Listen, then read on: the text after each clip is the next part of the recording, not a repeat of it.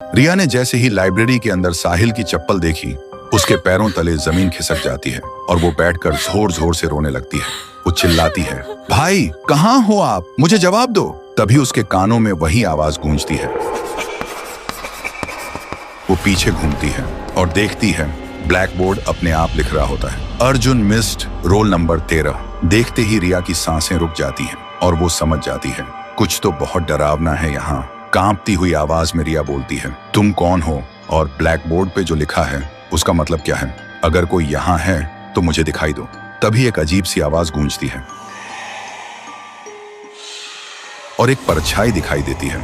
एक लड़का school uniform में, उसकी आंखों में सिर्फ दर्द। वो कहता है, सब मुझे भूल गए। रिया पूछती है, तुम कौन हो और चाहते क्या हो? परछाई बोलती है, मैं हूँ अर्जुन, मिस्ड रोल नंबर 13। आज से 5 साल पहले की बात है। मैं बचपन से अनाथ था। मेरे मम्मी पापा मुझे अकेला छोड़कर चले गए थे।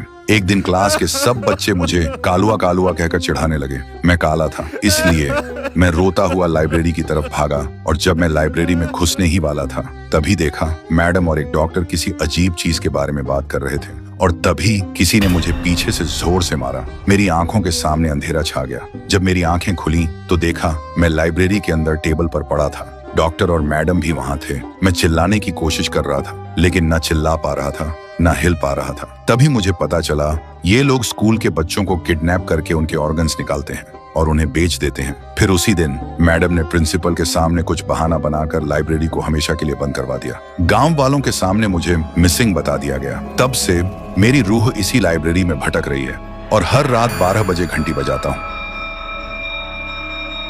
बस इस उम्मीद में कि कोई आए, मेरी कहानी सुने और मुझे इंसाफ दिलाए। रिया की आंखों में आंसू आ जाते हैं। वो बोलती है, मैं तुम्हारा दर्द समझ सकती हूँ, लेकिन मेरे भाई ने क्या किया था? उसे क्यों गायब कर दिया? वो कहाँ है? अर्जुन बोलता है, तुम्हारा भाई बिल्कुल ठीक है। उस दिन जब मैं उसके सामने आया वो डर के मारे बेहोश हो गया था। अब वो तुम्हें लाइब्रेरी के एक कोने में एक सीक्रेट डोर है, उसके पीछे मिल जाएगा और वहीं मैडम के राज की असली फाइल भी है। अगली सुबह रिया और साहिल गांव के लोगों के सामने आते हैं। साहिल को जिंदा देखकर सब लोग हैरान हो जाते हैं। रिया वो फाइल सबके सामने रखती है जिसमें मैडम का हर काला सच साफ साफ लिखा था। कुछ देर बाद पुलिस आती है और जो भी लोग इस राज के पीछे थे सबको गिरफ्तार कर लेती है और अर्जुन, उसे अब इंसाफ मिल चुका होता है। उसकी रूह धुआं की तरह हवा में गुम हो जाती है।